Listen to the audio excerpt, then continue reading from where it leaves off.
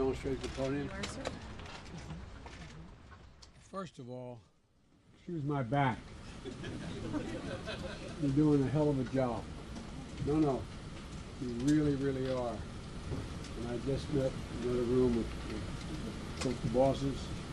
And, you know, one of the things that I think is so important is that there's a lot over the last 6, 8, 10 years. There's been a loss of faith in government along the way. It just keeps eroding because they wonder whether or not the institutions work. When you're coordinating all these institutions, people understand exactly what's going on. They look on the television or they're in the middle of the eye of the storm and they wonder, can we make it work? Can we coordinate it? And you all are doing it. You are reinforcing people's faith in the institutions, that everything, that's not how to think about it, institutions, but in can it work? Government's here to serve me, is it working? And you're busting your neck. And a lot of people out there on the line are risking their lives. Thank you, thank you, thank you. Okay, now I'm supposed to speak. Well, folks, I'm here at FEMA headquarters to thank Homeland Security Secretary Mayorkas, Commandant of the Coast Guard, Fagan, and the Commanding General of the Army Corps of Engineers, Lieutenant General Spellman, and the FEMA administrator who's become the MVP here these days. I spent a lot of time in this room, Griswold of FEMA and the entire workforce, and many other federal agencies that are working together here. You know, they're always going to be above and beyond the running toward danger and to save lives. Most people want to run away from it. These guys run toward it. And it really matters.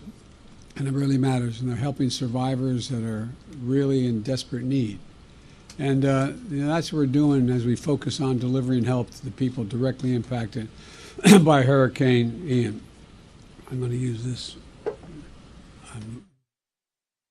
It made landfall yesterday, and it is still moving across the state today.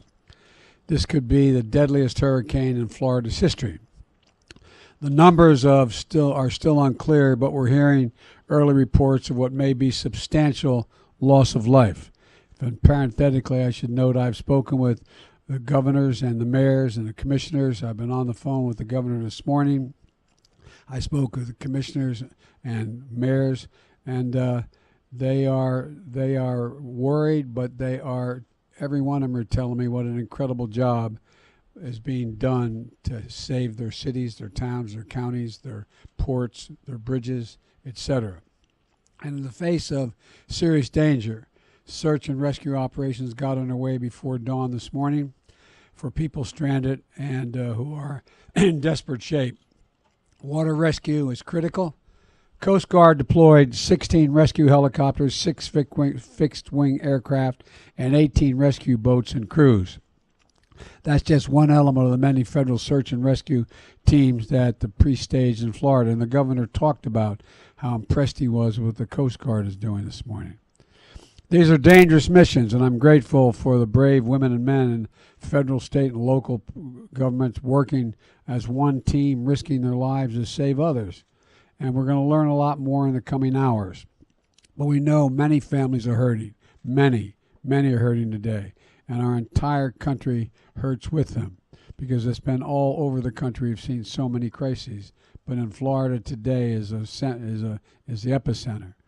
We're continuing to see deadly rainfall, catastrophic storm surges, roads and homes flooded. We're seeing millions of people without power and thousands hunkered down in schools and community centers. They're wondering what's going to be left. What's going to be left when they get to go home, quote unquote home, or even if they have a home to go to.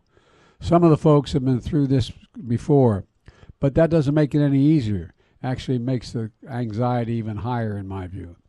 My message to the people of Florida and to the country is at times like this, America comes together. We're going to pull together as one team, as one America. First thing this morning is when I talked to Governor DeSantis and again offered the fullest federal support. Earlier this week, I approved his request for the pre-landfall emergency declaration to provide direct federal assistance to the state for emergency protective measures to save lives, including search and rescue and shelter and food. Early this morning, I approved the governor's most recent request for the expedited major disaster declaration. That means the federal government will cover 100% of the cost to clear debris and for all the costs that the state has to engage in and expend to save lives. The federal government will also cover a majority of the cost of rebuilding public buildings like schools and state fire stations. And folks in Florida who have destroyed or damaged homes, you don't have enough insurance. It means the federal government will provide individual assistance of $37,900 for home repairs, another $37,900 for lost property, for everything from automobile to a lost wedding ring. That's what we mean by lost property. I've also spoken with mayors across the state, both Republican and Democrat, and I've told them the same thing. We are here. Whether you need, and whatever you need, I indicated to call me directly at the White House. They know how to do that. We're going to do everything we can to provide whatever they need. We've dispatched over 1,000 FEMA personnel and prepositioned major federal capacities and capabilities and supplies. That includes millions of liters of water, millions of meals, and hundreds of generators. I deployed dozens of search and rescue teams, along with high water vehicles and rescue helicopters to help get survivors to safety. Thousands of National Guard members have been activated. And in my direction, the Department of Defense is providing surge capacity on multiple fronts in support of FEMA's efforts. I also want to say again to everyone in Ian's path, the danger is real, to state the obvious. Please obey all warnings and directions from emergency officials. And while the water is receding, don't go outside unless you absolutely have to. It's risky for you, and it impedes first responders from doing their job. I also want to say again to the oil and gas executives, do not use this storm as an excuse to raise gasoline prices or gouge the American public. The price of oil has dropped in recent weeks. The price of gas should be going down as rapidly. It's not. My experts inform me the production of only about 160,000 barrels a day has been impacted by this storm. That's less than 2% of our country's daily production. Its small and temporary impact on oil production provides no excuse for price increases at the pump, period. If a gas station companies try to use this storm to raise prices, I'm going to ask officials to look into whether or not price gouging is going on. America is watching, and the industry should do the right thing. I expect them to do the right thing. And while we're seeing the devastating images in Florida, I want to be clear. To the people of Puerto Rico, we're not gone away. I am committed to you and the recovery of the island. We'll stand by you for however long it takes to get it done. I know the folks here at FEMA and across the federal government are working nonstop around the clock. That's why finally, I want to thank the first responders, the National Guard, the Coast Guard, service members, and the search and rescue personnel who are working to get people to safety and to restore power, water, and phone lines. And I want to thank everyone here at FEMA and other federal personnel. I've seen you in action all across the country, from the West Coast to the Northwest to the Northeast to down in Louisiana, all across this country. And just in the last 2 weeks, you've been working 24/7. No matter what and when emergencies happen, FEMA is always there. You deserve the nation's gratitude and full support. And right now, if you're in the National Guard and you get called up, you can still keep your job. But if you're in a FEMA reserve, that's not the case. That's why early this morning, I signed into law the Bipartisan Crew Act, championed in the Senate by Gary Peters and Rob Portman, in the House by Dina Titus and John Katko. And we signed it. That law will ensure that FEMA reservists have job protection just like military reservists. So when you're called up, To help with the disaster, you can now focus on that mission without worrying you might lose your job, your day job, or receive some other penalty at work because of this national service. That's what the CREW Act guarantees. And it's going to help people become more civilian, gain more civilian reservists out there. And it's going to make FEMA stronger. It's going to make America stronger. That's who we are. Every time disaster strikes, emergency crews from all over the country, from across the federal government show up to help like they're doing right now in Florida. That's America. A country of women and men willing to serve, willing to leave their own families to help a stranger's family. Everyone hard at work in Florida right now deserves our thanks. And when the conditions allow it, I'm going to be going to Florida to thank them personally so we don't get in the way. I'll do our best. We're going to do our best to build Florida back as quickly as possible, but we're not going to be leaving. We're going to build it back with the state and local government. However long it takes, we're going to be there. That's my commitment to you. I want to now turn it over to Secretary Mayorkas. Sure. Mr. President, do you plan to meet with Governor DeSantis when you're down there? I'll meet with everybody who's around. And Mr. The answer is yes, if he wants to meet. Do you plan to go to Puerto Rico as well? That's my intention. Thank you very much, Mr. President.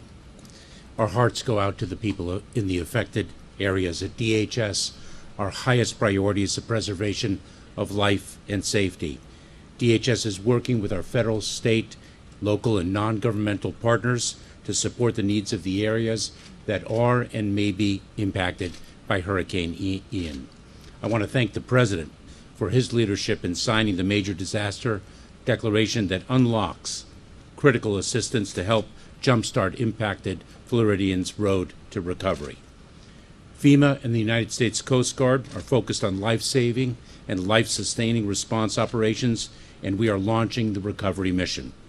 The Coast Guard has completed extensive preparations in advance of Hurricane Ian to minimize impacts to maritime commerce, ensure public safety, and position ourselves for a rapid response. Currently, the Coast Guard has aircraft, cutters, flood response assets, and response personnel staged throughout Florida ready for immediate deployment. FEMA has teams in place who are ready to help those who need it most. We have thousands of our personnel deployed throughout the Department of Homeland Security, not only from FEMA and the United States Coast Guard, but also from our Cybersecurity and Infrastructure Security Agency and from TSA. Today, I will be activating the DHS Surge Capacity Force so that we can bring to bear additional personnel from across the department to support disaster survivors in Florida. When a catastrophic event hits, DHS approaches response and recovery work with a full expanse of our resources and our capabilities. Our work in support of those affected by Ian will continue in the days, weeks, and months to come.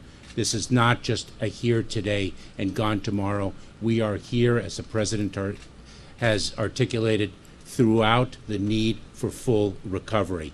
In that regard, with respect to Puerto Rico, as the President mentioned yesterday, I approved a temporary and targeted Jones Act waiver to ensure that the people of Puerto Rico have sufficient diesel to run generators needed for electricity and the functioning of critical facilities as they recover from Hurricane Fiona. We are in it for the long haul. Now, it's my pleasure to turn it over to Administrator Deanne Criswell of FEMA. Thank you, Mr. Secretary. I would first like to, again, begin by thanking the President for being here in FEMA's National Response Coordination Center.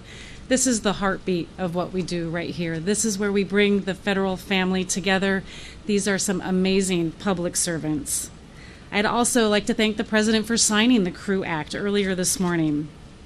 Mr. President, behind us here are dedicated public servants from across the federal family.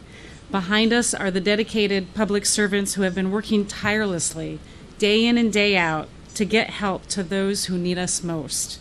These are the dedicated public servants who have put the needs of others before their own. And these are the public servants that we count on to respond to America's worst day. This is what the full force of the federal family looks like right here behind me. I'd like to recognize every single person here, as well as those on the ground in Florida and those supporting from our Region 4 office in Atlanta, for the extraordinary efforts that they have put forth during this historic emergency response. So we have been brought together here in a moment when millions of Floridians are navigating the aftermath of what is going to be one of the most catastrophic events they've experienced. My heart aches for those people who have been in the path of Hurricane Ian, for the lives that have been forever changed by this storm, and for the communities that will simply never be the same. America woke up this morning to images like Naples, Punta Gorda, and Cape Coral submerged underwater, homes across Fort Myers that have been torn from their foundations, and boats that have been found blocks away from where they were moored. But Hurricane Ian is still a very life-threatening storm. We are expecting the storm to continue making its way to Georgia, South Carolina, and into North Carolina, maintaining tropical storm force winds, deadly storm surge, and rainfall of up to 12 inches. As many have said, Hurricane Ian is going to be a storm that we talk about for decades. But from the moment Hurricane Ian became a threat, we already had the right teams in place who were ready to answer the call of those that need us most. To the heroic first responders and search and rescue teams that have been running towards danger to save lives, to the brave medical teams providing compassionate and life-saving care, to the local, state, and federal emergency managers working side by side to tackle challenge after challenge, to our meteorological partners who have been providing us with critical weather data hour after hour, and to the voluntary partners providing food and shelter to those who have just lost everything. I thank you, all of you. We thank you, and our nation thanks you. Now, we know that the next few days are going to be difficult. We have some very complex problems that we are going to have to solve. But like I said, we have the right teams in place who are ready to help those who need us most. And as I shared with the President just moments ago, search and rescue missions are already taking place across the impacted areas by land, air, and sea. We have teams ensuring critical health facilities like hospitals and adult care facilities have the support they need to care for their patients or evacuate them if still needed. We have power restoration teams making their way into devastated communities that help bring communities back online. And while we are focused on life-saving and life-sustaining response operations, we are already launching our recovery mission. An interagency recovery group is already planning for the long-term recovery needs, such as housing, debris removal, and critical infrastructure repair, as we know this is going to be a complex recovery. As you heard already, the President signed overnight a major disaster declaration that unlocks critical assistance to help these communities jumpstart their road to recovery. Individuals and families right now in Charlotte, Collier, DeSoto, Hardy, Hillsborough, Lee, Manatee, Pinellas, and Sarasota, they can now register for assistance and begin their recovery process. You can register by visiting disasterassistance.gov, through our FEMA app, or by calling 1-800-621-FEMA, 1-800-621-3362. And now that the sun is up and we are continuing to do our assessments, we will add more counties for individual assistance. The next few days, they're going to be difficult. We have some very complex problems to solve. But like I said, we have the right teams in place who are ready to help those who need us most. And regardless of how bad it is, I commit to everyone here today that FEMA and our partners across the federal, state, and local levels remain ready and prepared to help these communities in their greatest time of need. Thank you. Let me add one more thing. We didn't mention the Red Cross. The Red Cross is there. They're always there. They stepped up, and they continue to step up. So I want to thank them as well. Thank you. President, how would you describe your relationship and your conversation with Governor DeSantis? It's totally irrelevant, but I'll answer it, okay? Very fine. He complimented me. He thanked me for the immediate response we had. He told me how much he appreciated it, said he was extremely happy with what was going on. This is not about whether anything having to do with our disagreements politically. This is about saving people's lives, homes, and businesses. That's what this is about. And so I've talked to him 4 or 5 times already. And it's not a matter of my disagreements with him on other items. Do you hold Russia responsible for the rupture of the Nord Stream pipeline? Let's stick with this, okay? This is an important international issue. There's a lot of important international issues, but we're here to talk about America. Okay, thank you. Thank you. Mr. President.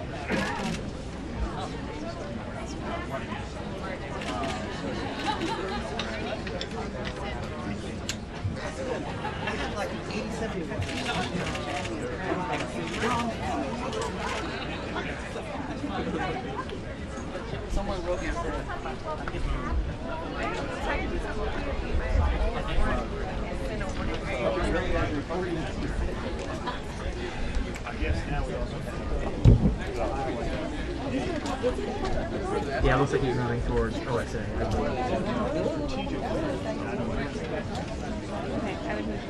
Yeah. Alright, Press, we gotta roll soon, so.